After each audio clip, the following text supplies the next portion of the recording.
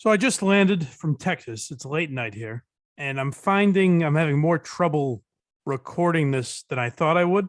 I've been waiting to talk about this stuff for a week, and and I've re-recorded and started over because I'm afraid of saying something wrong. So I'm just gonna let this one rip, and this will be the episode, and throw it all out there, I guess. Um, I guess to simply start, I can go back to a week ago when I left for Texas. So Wednesday, I was on KMS, and it was a silly show, a silly day. And at the end of the show, Kirk chit chatted very briefly. And when I mean very briefly, he asked where I was going in Texas. And then Cullinane chimed in, and he kind of made fun of that. And he left, which is slightly more than usual, but, nothing unusual from my perspective. And, I always hate when like something happens, like someone, leaves or has mental health issues or whatever. And it's like, I knew. I had no idea. But we'll get to that in a second, I guess. So, like I said, Wednesday, nothing happening. If you go back to the live stream me and Craig did, we were literally looking up NFL players that died on the field. So, if if that doesn't tell you how little there was going on in the world, like not just in the KMS universe, literally nothing was happening before I got on this fucking plane. And I get on the plane at 10 a.m. Thursday, and flight's about 4 hours. And when it starts to land, turn off airplane mode, and going a little crazy. And I'm not a particularly popular guy, but I notice text messages from people that I don't typically correspond with. So I didn't get right to them. I went to Twitter, see if there's anything there first. And I've got a million notifications. What the fuck is going on? So I'm scrolling through, and I see things like, I hope the show doesn't end for good. Is this the end of KMS? Things like that. I'm like, what the fuck? And then I start to see Bob Murchison's name. So I'm thinking, did something happen with Murchison? Did Kirk? They wouldn't fire him over what the fuck is going on? So then I see the Warthog text me. Warthog usually keeps me in the know. And he says, what was the name of that writer that reached out to you about Portnoy a few months ago? And I said, okay. Starting to make a little more sense. So if you go back in the archives of KMS, and I believe this show as well, I mentioned a writer named Julia Black from Business Insider reached out to me and asked, you know anything about this Dave Port? Just no reason I'm asking. Just reaching out to a major figure to see if you know anything. And so we talked about it on the show at the time. And since then, I have heard Dave mention a hit piece being written on him. I think he's mentioned Business Insider. I don't know if he ever said Julia Black's name, but he hinted at it enough that I was pretty confident we were talking about the same person. I said, that must be the lady that reached out to me, Julia Black. And sure enough, it was, as I found out. But then I thought, why am I seeing these messages about Murchison? That doesn't make any sense. How is KMS involved in any way? So, as always has been my dream to do on vacation. You go across the country to a place I've never been to Texas before, furthest west I've ever been. And my dream was always, I hope when I get there, I can call Dave Cullinane right away. So that's exactly what I did. And he kind of let me know what was going on. And he told me about the podcast they had just recorded where Kirk did not sound great. And he said he didn't know the status of the show going forward. And Dave said, based on what he had just heard, he thought it would be, he was pessimistic. He seemed pessimistic in the likelihood of KMS returning. Now, I have been in that position before. This is Kirk's third mental health leave, I think, since KMS has started. And there have been times where it seemed like the show wasn't going to come back. And then he, bounced back, or he made it back, whatever, whether that was right or not, or that will be right in the future, I have no fucking idea. However, you do wonder as I wonder as a listener, is that the best thing for him? Is it good? I'm sure good to have a creative outlet. I wouldn't know what it was like to be creative, but I imagine it's a nice thing to have a creative outlet like that, especially for a guy like Kirk, who is so curious about things going on in the news and likes to really dig in and vent about them, or in his personal life, if something like Murchison is happening, he likes to let it all kind of spill out. So that could be a good thing for him. However, if Bob Murchison is, kind of eroding your mental health, the way to get him to stop would be not doing the show. And again, not saying I want that to happen, or I'll amend that. Maybe I do want it to happen if that's what's right for Kirk, or if that's what he decides, or whatever. But what's tough to say is also that, and I think Kirk kind of referenced this, that I don't believe, and again, I don't know what plays into his mental health issues. I don't believe depression or suicidal thoughts are triggered by one thing. Like I heard Portnoy say, Bob Murchison can make Kirk run to the insane asylum or whatever, however he put it. I don't believe it's any one thing. And the one thing that has always stuck with me about Kirk's mental health in particular is, I can relate to a lot of things when it comes to depression and anxiety and suicidal thoughts. I've had all of those. What I've never had is voices in your head that you cannot control. When he talks about, like going for a run and hearing voices or something like that, that aren't your own, you can't identify, you don't know where they're coming from. That to me seems like a very terrifying thing. And it's almost scarier if you're used to it. Like if I experienced it tomorrow for the first time, it would be horrifying. But in a way, it's scarier if you've dealt with it for 30 years and it just becomes normal. So that's the thing that I don't think gets enough attention when it comes to Kirk's mental health. And maybe that's what a lot of people deal with. I have not heard about that in particular a lot. I think it's something that Justin deals with a lot too. He's mentioned hearing voices and stuff. And that's something that I cannot and hopefully never will relate to. So that's a scary thing too, that has nothing to do with Murchison. Maybe it's triggered by stress. I have no idea. But my point is, I'm sure there's more at play than just one thing. However, and I think Kirk alluded to that, but Bob Murchison certainly doesn't help Kirk's mental health.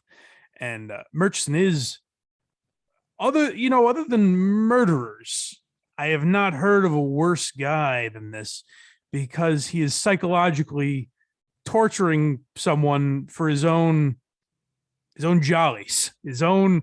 I can't even say personal gain, because he's not getting anything out of it other than an erection, I assume. But it's one of the worst things you can do to someone, is just, endlessly harass them and try to ruin their life because you don't like. And you know what? Here's what's very telling, that Bob Murchison doesn't care about the issue that he's going after. He doesn't care about the trans issue. He doesn't care about it. Kirk's not the one who said anything bad.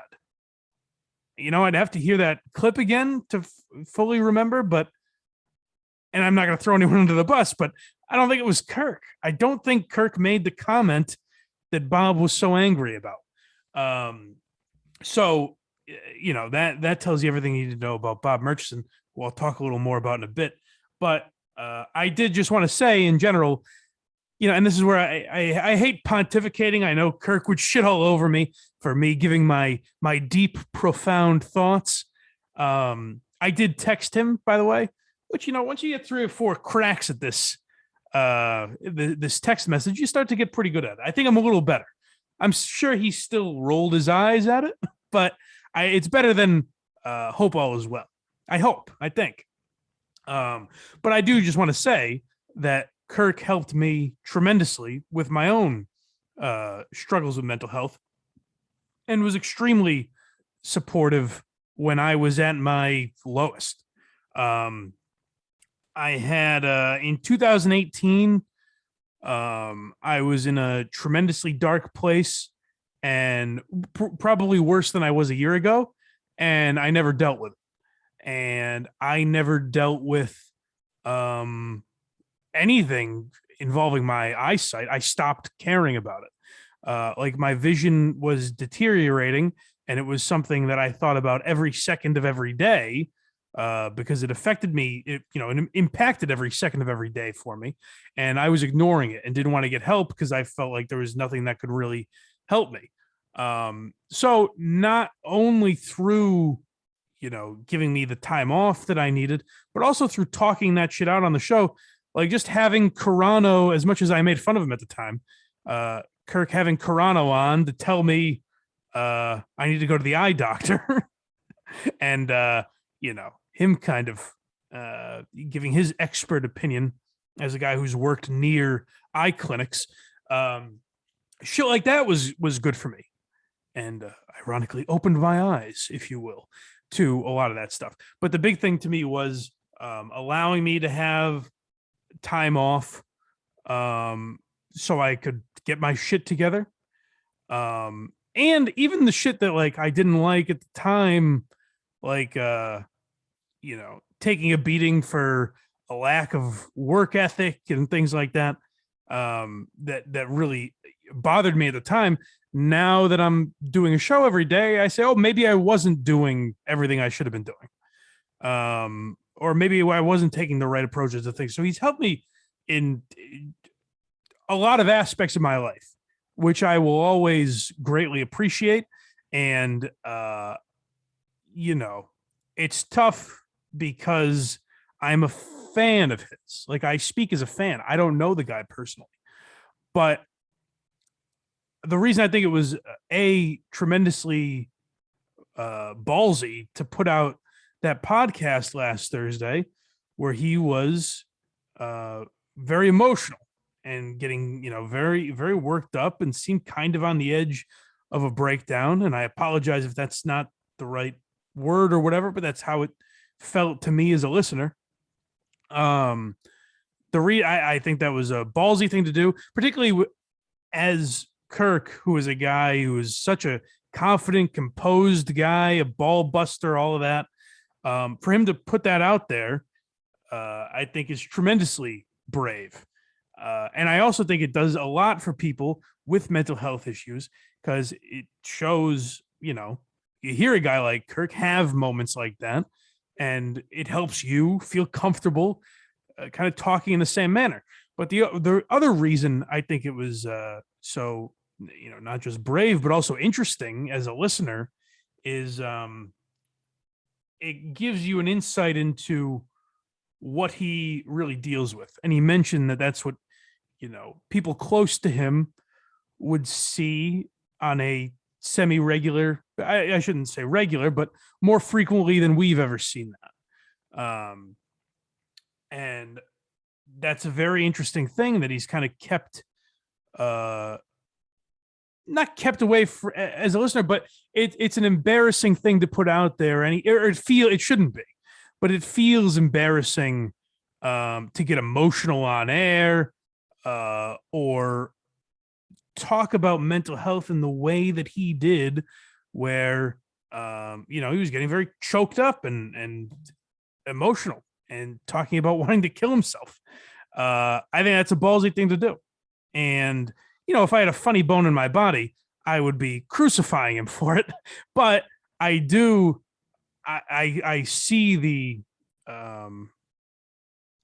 courage, for lack of a better word, that it took.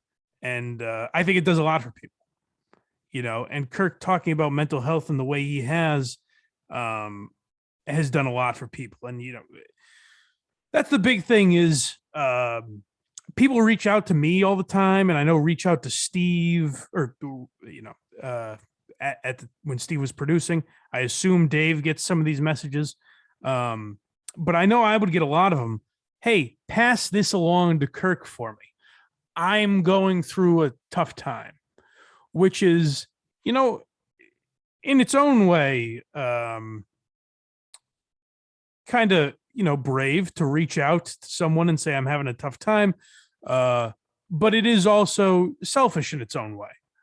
And Kirk would respond to it. Because I think it's good to be selfish with your mental health sometimes. That's sort of the stigma that goes along with mental health is me right there saying it's selfish. I don't mean it in the negative connotation that selfishness usually comes with.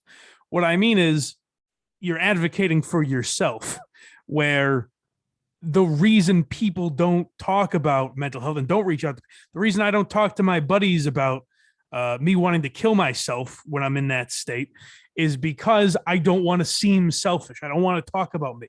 Or sometimes it's good to be a little selfish.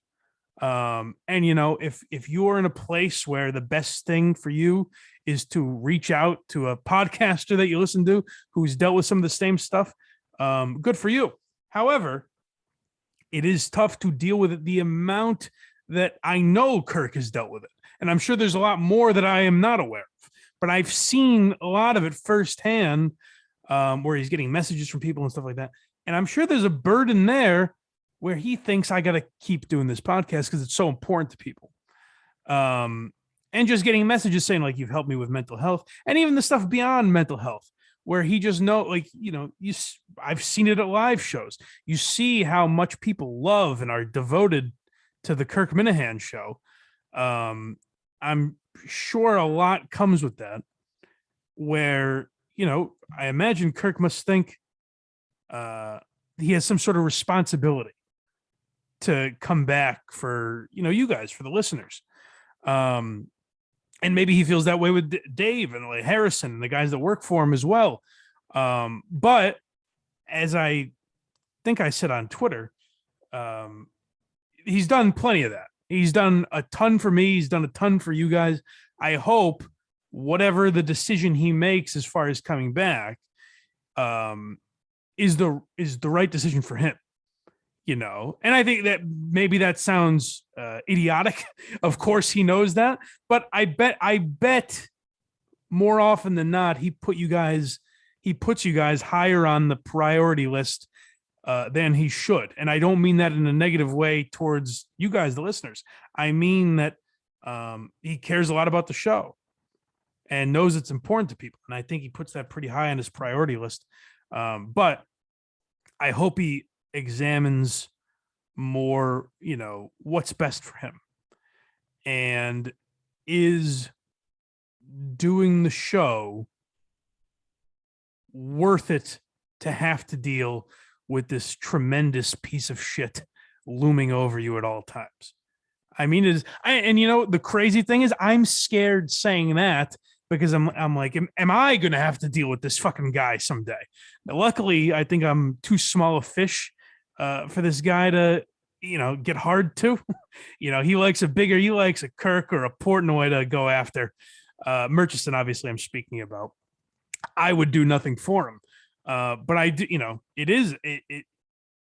that's the crazy thing, is Bob Murchison is such a bad guy that he makes people fearful for their livelihood because 4 years ago, he didn't like a joke made. And again, I don't think Kirk was the one that made it, if I remember right, but that's neither here nor there at this point. So I don't know. I don't even know if I've said everything. I don't remember what I've said in this episode. But I'll get off Kirk and I'll get back to both Kirk and Murchison in a moment. But I want to talk about the Portnoy thing as well. And what a tremendous piece of journalism that was by Julia Black. And the reason I put those screenshots out there was because I got a lot of responses to that tweet, and very few of them, surprisingly, but some. I did see it multiple times where people said, "Oh, he was nice to you, but he raped women, so we should give him a pass." And that response is why I put those screenshots out there, because as Portnoy said, the word rapist is attached to him now, and no one has even accused him of rape. But now, how many times did you see it on Twitter this week? That word is stuck to him now, and I don't know what he does to get rid of it. So Julia Black, by reaching out to me, now my first thought is, if you're doing a piece on the women who were evidently harassed by Portnoy or victimized or whatever, why is Bob Murchison in the story, who has never met Portnoy, but I guess covered that? She made it sound like he was some journalist covering Barstool, which is weird, because if you're saying he's been covering Barstool for the last 4 years, then Deke Zucker is just as good as a better source. Deke Zucker is a much better source than Bob Murchison, because he's listened to everything Portnoy's done for God knows how long. So I don't understand how Bob Murchison qualifies as any sort of source. But then also ask yourself, why Blind Mike? If the story is about women who he has been an asshole to in some way, shape, or form, why am I being contacted? Is it because you think maybe I'd say something bad? And, I said, hey, I had a great time there, all sunshine and roses. But I can assure you, if I said he threw a wallet at my face and I had never felt more victimized in my life, I was being bullied, and I didn't know how to show up to the office anymore, but I felt if I didn't know what consequences I would face.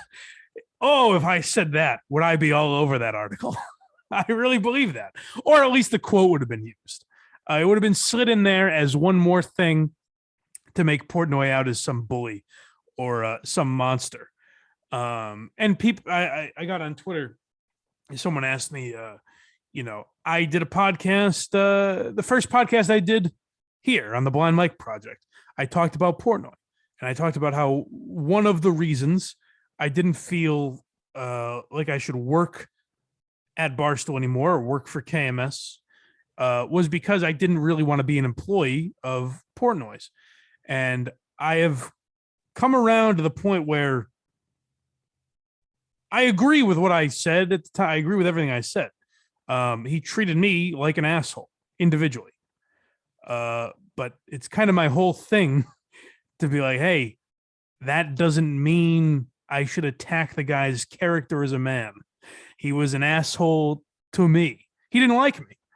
And through therapy and time and a lot of other things, I've started to realize some of the reasons he didn't like me. I've never understood the extent to which he didn't like me. And a lot of it seemed harsh. And then when it got to like, he wanted to fight me at Rough and Rowdy and shit like that, I was like, I don't get this. It was getting weird. And then when I couldn't talk about Barstool, it felt like we kind of made it into a bit on the show, but to me, it felt real. Like there was a chance I'd get fired if I brought it up. And maybe that's naive of me. I don't know. But it all felt very real at the time. And I didn't like it. And so I kind of wanted my space from it. But that doesn't mean I was harassed. I wasn't. I had a good time at Barstool for the most part. There's some things I didn't understand. I don't know why I had the reputation there that I did. But overall, was a pretty cool experience. And the reason I was a part of it is because of Portnoy. The reason I know Kirk at all is because of Portnoy. The first time I had Kirk on my podcast, I asked him if he would do it. He immediately said yes. And I asked him later, I was like, do you mind me asking why you agreed to do it? And he said that he owed, I forget exactly how he phrased it, but he said he respected Portnoy a lot, and he would do anything for the Barstool guys. Was essentially what he said. I'm paraphrasing completely, but that's the gist of what he said. So the only reason I'm on Kirk shows because of Portnoy. So I think I owe both of those guys my life, essentially. The only reason you're listening to me now is because of Kirk Minihane, and in part because of that, Dave Portnoy. So I'm always loyal to him for that. But I also don't think I said anything. I didn't lie. I did. The guy was kind of a dick to me, but nothing worth printing in Business Insider. Like, what would I say? Hey, Business Insider, I called Mike Francesa and said that Portnoy had COVID. So he said I can't mention the name of Barstool on the podcast. Is it harassment? Does that belong in an article where you're talking about some sort of sexual harassment? Which, by the way, one of the girls is on fucking TikTok or something saying, she's like, well, no one called him a rapist and no one said it wasn't consensual, but still against him. If it's consensual, then what is the article even about? Hey, these girls had sex with Portnoy consensually and then didn't like him after. I don't get it. Now, do I think you bring some of that on yourself when, you're a wealthy guy, a famous guy dealing with, 20 something girls? I guess, not that you deserve it, but I guess that comes with the territory. But the other thing that I would say to that is I'm surprised it was only 2 or 3 women. You know what I mean? That's the best you could find? Like, what the fuck? It was a horrible piece of shit journalism, which I think everyone has pointed out, but I really felt like I had to put those screenshots out there. I did not expect them to get any sort of traction, which I guess there was a point where if you just looked up the Business Insider article, I came up, it was cool to me because it made me think Julia Black on some level must regret messaging me. Like, maybe it only strengthened Stooley's argument and didn't change anyone's mind. But I hope on some level, Julia Black, that made her realize what shit journalism it is to just willy-nilly reach out to people. And that's, by the way, I heard Kirk saying he thinks Murchison was the mastermind behind that. The only reason I question that is I would think Murchison would say, stay away from me or Steve Robinson or whoever if you want someone to dig up dirt. Maybe he thought I would, be a weasel and give him hey, keep my name off the record, that sort of thing. But that was the only reason I questioned that, is like, I would think he would say, like, don't ask the KMS guys if he was orchestrating it. But Kirk's dealt with the guy a lot more than I have, a lot more than anyone has, unfortunately. So that's what I wanted to say. Basically, do I know if the show will come back? Do I think so? I have no fucking idea. I don't know any better than you guys do. I think it's good that Kirk got off Twitter. I hope he is off as long as he needs to be. And